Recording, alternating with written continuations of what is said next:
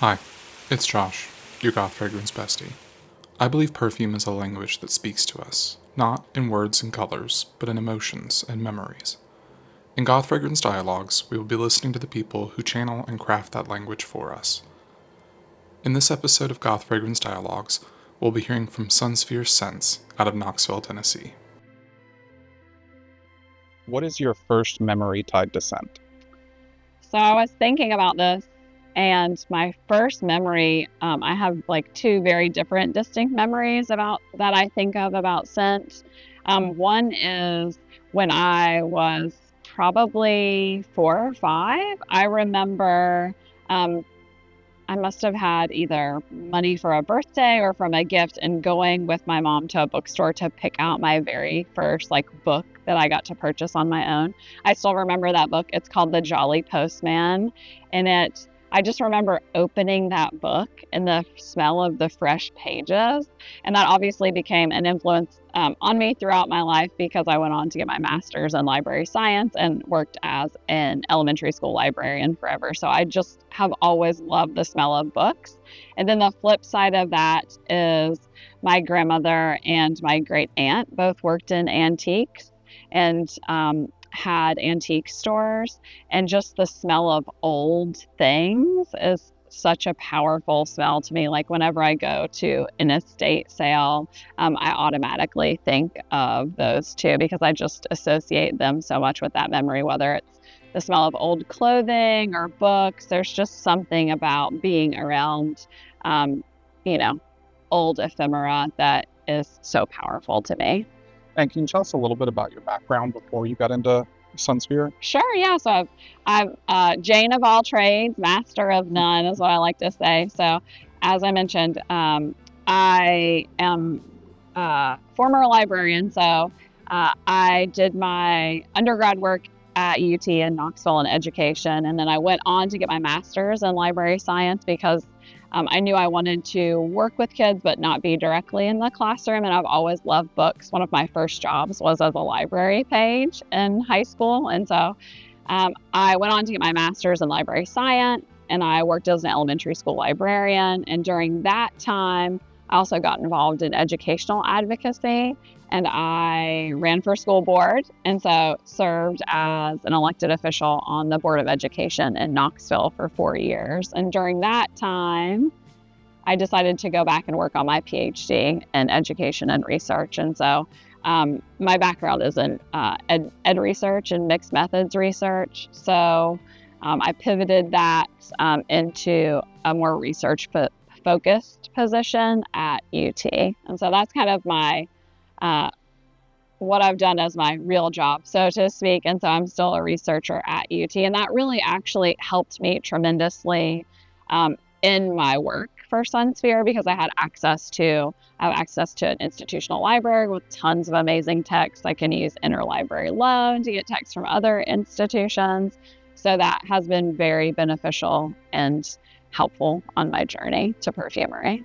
Very cool. That is actually a great segue into the next question, which is how has your academic background and work at UT influenced your approach to perfume? Sure. So when I finished my doc work, I finished my PhD in the midst of COVID. I was actually the very last person in my department to have their defense in person in 2020.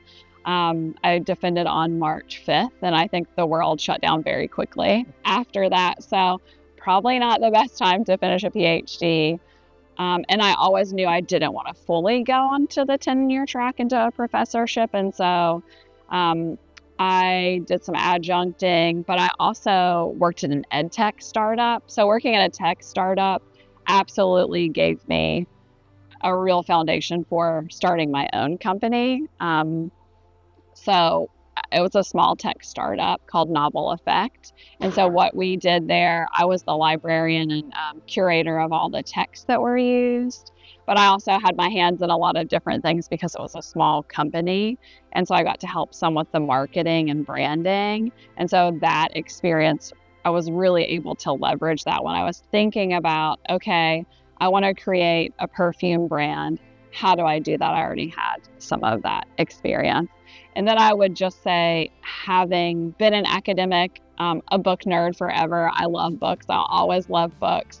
I really leaned into the research aspect before I got started, and having that access to, a high quality library made a huge difference, in addition to all of the resources that are now available online. Since I'm fully self-taught, sort of having that research background and really being able to dig into something and stick with it. I think doing a PhD really teaches you that. You have to be really interested in it, and then you have to sort of get into the weeds and go down all these rabbit trails to research what you need to be successful. Can you share how you went from research, library education to perfume? Sure. What drew you to I that? know, yeah, it's so I've always had a creative outlet. It's just changed over the years. So I did photography for a while. I still love photography. And then for a little while in between, I think after my first son was born and before my third son was born, I was involved with a modern dance company here in Knoxville. And so got really involved in dance. I actually, during my PhD, this was so fun. I had a professor that was amazing, that was really into multimedia and sort of dismantling the idea of academia as just writing papers. And so for one of my courses, for a paper, he said, I'm going to open it up. You can use a different media or medium. You don't have to write a paper. You absolutely can, but you could write a piece of music, create a piece of art. And so for that class, I actually choreographed a dance piece and performed it for my class. So I've always done something creative. But how I got started with Sunsphere is I basically wanted to learn perfumery for myself. And that story is all about sort of my home and being in Knoxville. So I'm the lawn girl at my home. So I love cutting grass. I think it's very meditative. It doesn't look beautiful, but it's very soothing to me. So cutting grass is very meditative to me. And my two homes that I've lived in the past 15 years have both had a giant magnolia tree. And they're so beautiful. And I just love that smell of the magnolias blooming. And then you catch that on the breeze when you're cutting grass. So I went on a mission to find a perfume that smelled like that. And I couldn't find it. I could find grass. I could find magnolia. But I couldn't really find anything that captured that atmospheric sense of, I've been outside, I'm a little sweaty, it's breezy, I can smell the magnolias blooming. So I had gotten into indie perfume, and I had sort of chatted with another perfumer, and she said, if that's what you want to make, you can probably do it. So here's how you get started. Here's some things that I recommend. And so I went down the rabbit hole, like Alice, I fell down the rabbit hole, and that perfume became Lawn Girl, which was one of the perfumes that was released in my original launch this summer. So naturally, that kind of tether, I think it is great. How does your connection to Knoxville and those memories influence your scents? Well, I consider Sunsphere as a love letter to Knoxville through scent. So I've also always just been involved in that community in some way. So I mentioned I served on school board, and I just love Knoxville. I think we have a great scruffy little city that is a hidden gem. And I think sometimes when you are outside the South, people have a perception about you and your hometown. And, I have friends that live all over the country, and they're oftentimes, here's another crazy Tennessee headline, Amber, how is this your place and your home?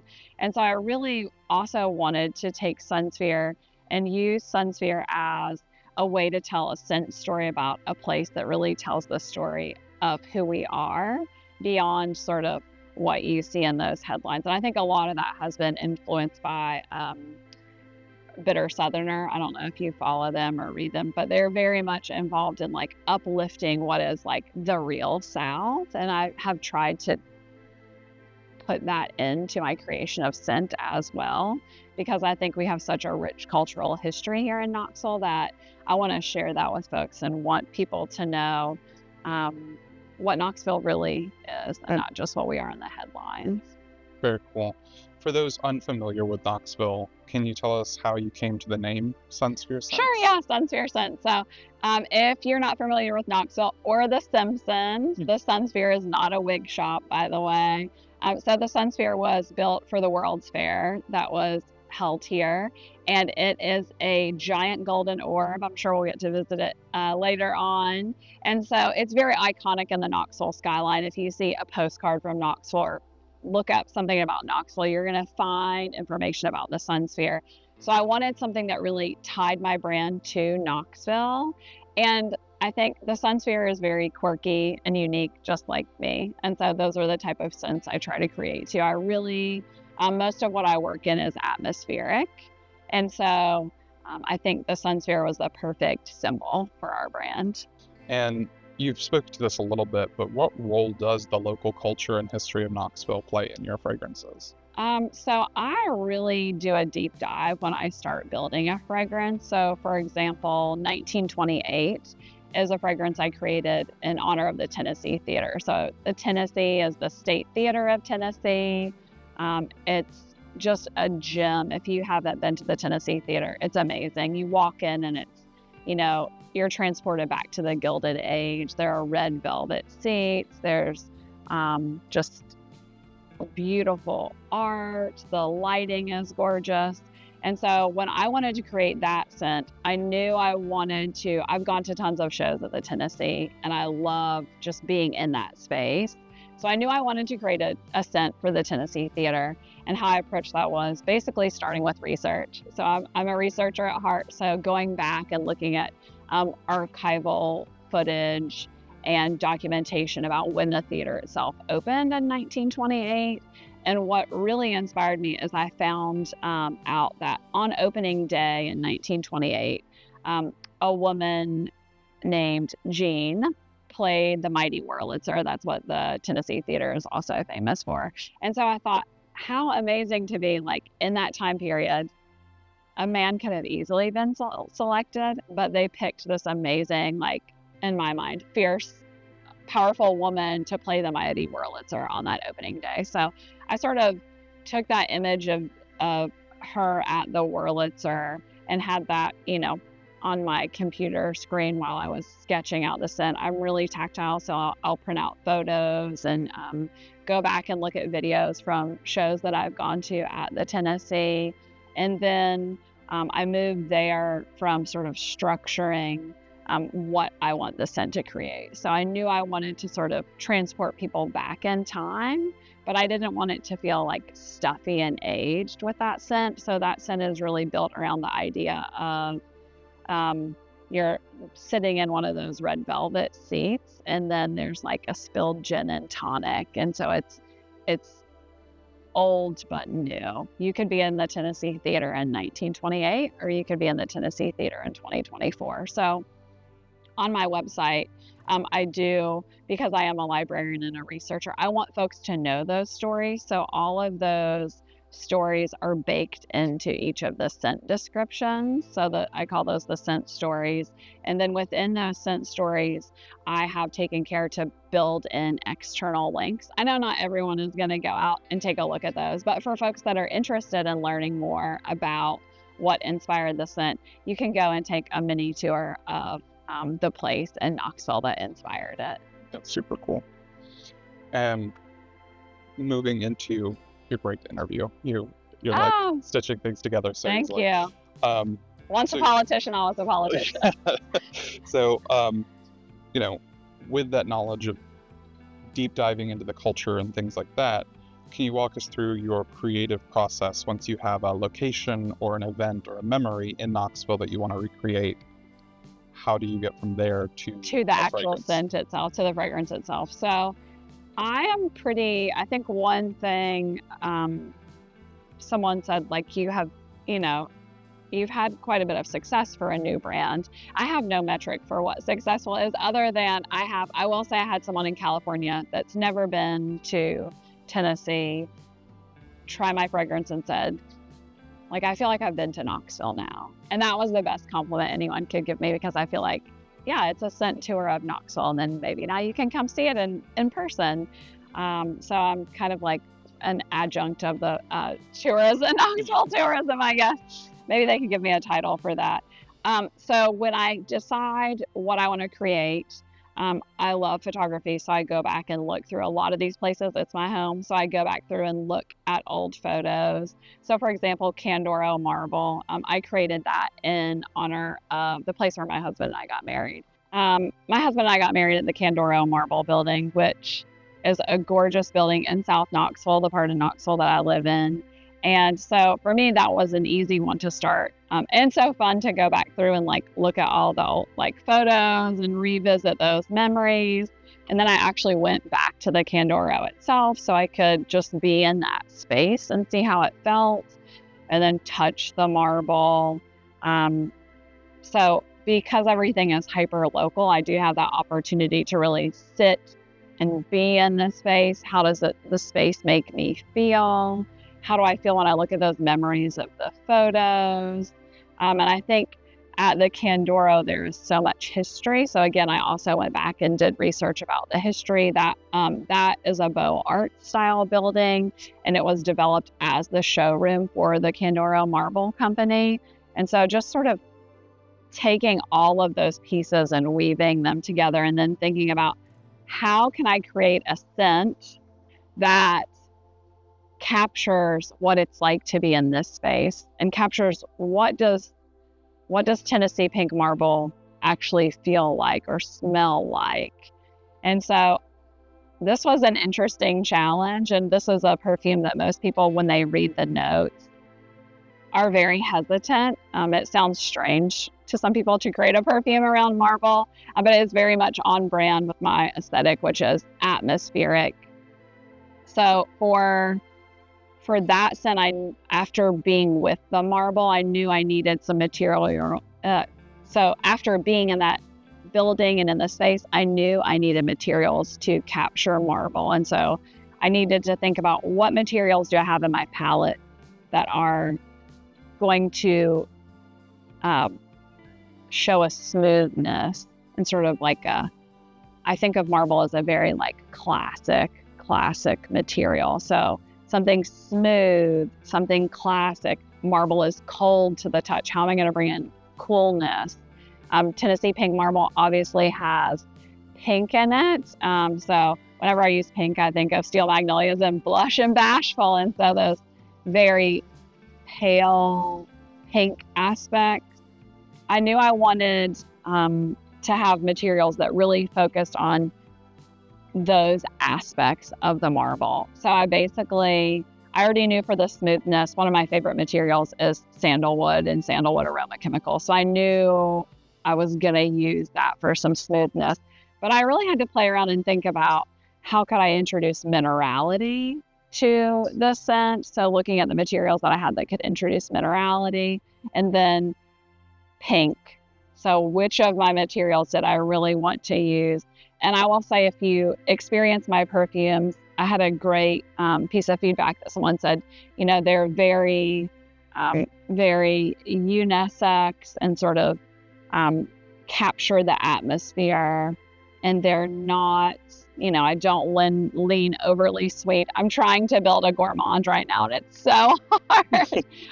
It's been a real challenge for me, and I think that's important to always stretch yourself. But I love florals, but I like a touch of floral. And so I thought about, I really knew I wanted to probably use, I knew I wanted to use a rose. And so then I went through all of my different rose materials and tried to decide which of those would really create that scent that's an heirloom rose, like you're going back in time again, because this is a very historic building. So I knew I wanted to take those components, and then it was a matter of really just building and adjusting the formula to get to a place where I thought, okay, I can now take this. One thing about being hyperlocal also is I will take my scents back to the space and see, while I'm wearing the scent there, does it capture what I hope to capture? And so I I think Candora Marble really does that. I'm very biased towards that scent because it is where I got married, and I have so many fond memories there, of course, for my wedding day. But that's been really popular with folks, and it's fun to see acceptance of something that is definitely outside the norm.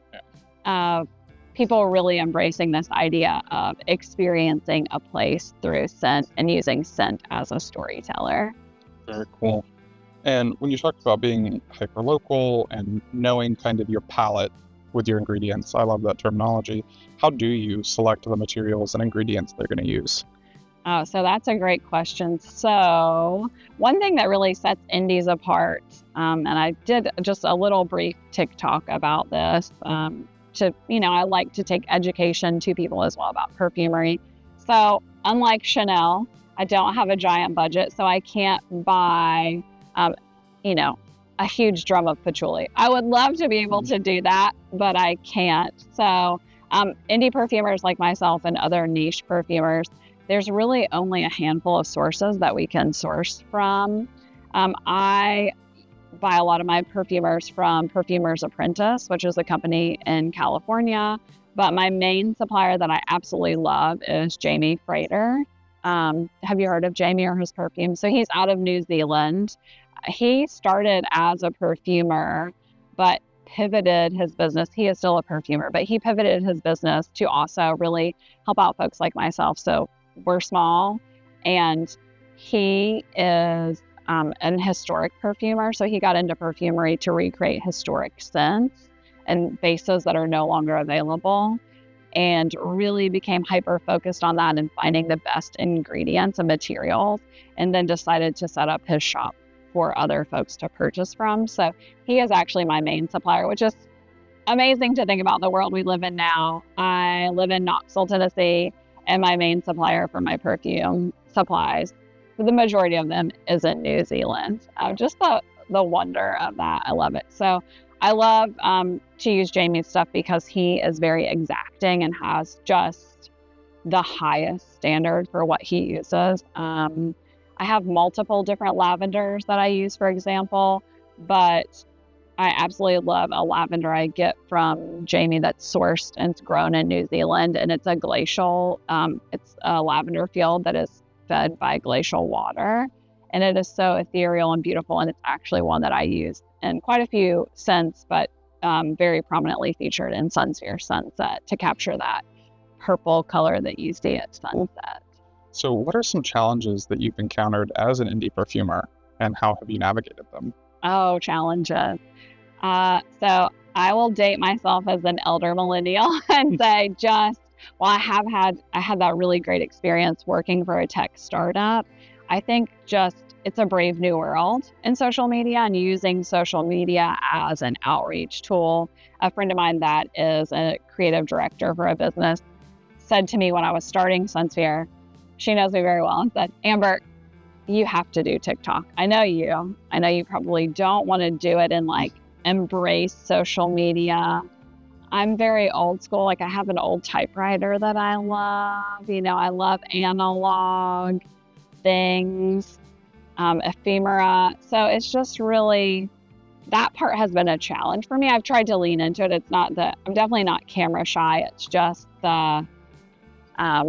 it's a different experience. But it also has been really great to interact with people, to connect. I wouldn't have connected with you had I not probably been on TikTok. So I think it's a great connector. I think for me personally as an indie perfumer, I'm really fortunate. My main job is as a researcher. And so Sunsphere Scents is a passion project. And I am able to take that, and I do view it as art. So for me, Sunsphere is a creative endeavor. I think perfume is wearable art. Whereas I think there are some indie, smaller brands that really approach the creation of perfume through a more business-focused lens. That absolutely is not me. I probably should focus more on the business side and, crunching the numbers. But I think, again, it's a privilege that I'm able to do that because I do have another another full-time position. And I don't have aspects of, ambitions. I don't have ambitions of like, I want to be carried in a major department store. I love Knoxville and I love my community, and it's to help support my community and tell my community's story in a way, and share about our history. I mean, there are people in Knoxville that don't even know about the Candoro Marble building that now do know after hearing about Sunsphere. So that has really also always been the goal of mine, is to share my love of Knoxville. So I think in the future, I need to really focus more on the business side. In regards to that, I don't know if any other indies have this quandary, but I can tell you my number one hated thing about being an indie perfumer is labeling. I don't mind the creation of the label and deciding how I want it to look, because I had a very clear vision in mind for that. But just, especially for samples, finding the perfect labels for samples that are going to stick and stay on long enough for something that's a sample, and then you don't want to invest too much money in something that is meant to, it's not going to be around as long as a large bottle of perfume. So labeling, always a challenge for me. I think because I do work with these smaller suppliers, you really have to be mindful when you're launching. Are you going to have enough of a material? I have run into running out of something, and I can't just run down to anywhere locally and pick up like, oh no, I ran out of humus ether. What am I going to do now? I have to have that. It's featured in so many of my scents. I have to order it. There's a turnaround time.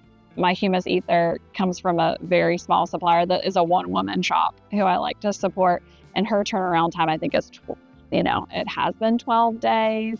So if I run out of something, everything can grind to a halt. So sort of understanding, I still don't have a great grasp on that because my brand is so new, sort of understanding the flow of the amount of materials that you need, when you're planning a launch. Yeah. And transparency has been a key part of your branding. How do you balance sustainability with the need for high quality and lasting fragrances? Yeah, so I think, perfumery in my mind, it kind of happens on a larger scale behind a veil. So what is perfumery? What is fragrance oil? How is one brand selling a perfume so inexpensively versus, another brand might be considered, more expensive at double the cost. And so trying to really also educate about all of those things and being transparent about the materials I use. Excuse me. I think it's really important to use high quality materials, but I'm also a huge outdoors person. I love hiking. House Mountain is inspired by hiking a local trail here in Knoxville. And so I want to help be sustainable as much as I can. And so one of the things that I really have done in my perfumery is I personally love sandalwood. I think it's amazing. I would bathe in sandalwood if I could, but it's not sustainable. At the end of the day, I have to think about the bigger picture of, the place I'm leaving for the next generation. And that really, I have children myself, so that's something I think about a lot. So I have pivoted a lot of my practice to using synthetic aroma chemicals that can mimic sandalwood instead of using pure sandalwood. And just being thoughtful, as I said, it's a balance. My main supplier is in New Zealand, so I don't want to order from them every week, because then that is, that I'm creating, more issues by having products flown to me. And so I try to just be as mindful as I can when I'm doing ordering and those sort of things.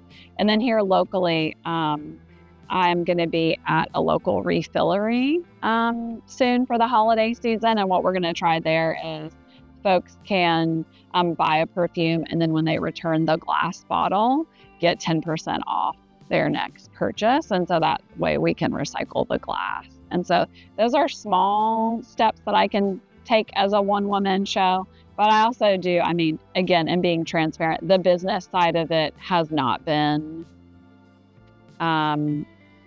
my key focus. And so I don't know. I did have to make a few changes after my launch for just the sustainability of the business. I was doing free shipping on some things and I had to pivot. The USPS raised their shipping rates. And, I sort of just was very transparent, made an announcement to my customers and said, look, this isn't sustainable due to the increased shipping rates. But one way I'm going to offset that is when you buy a sample pack, you're going to get an automatic 10% off a full size order. So trying to really, I grew up as a, working class poor kid in Appalachia. And I still remember thinking how cool it was to have my own money to buy my first Bath and Body Works body spray. And I really also want folks just to be able to have that experience of having a scent that makes them feel empowered or connects them to a scent memory. So I do also want to work to try and make my scents affordable for folks. So where do you see Sunsphere Scents evolving in the next few years? So I definitely have some ideas planned for the spring release that I'm really excited about. And then, as I mentioned, I've always done some sort of creative endeavor. So one of the things I have started to pivot to is mixed media art. So I've met with a local painter who's going to have a show in the Dogwood Arts Festival.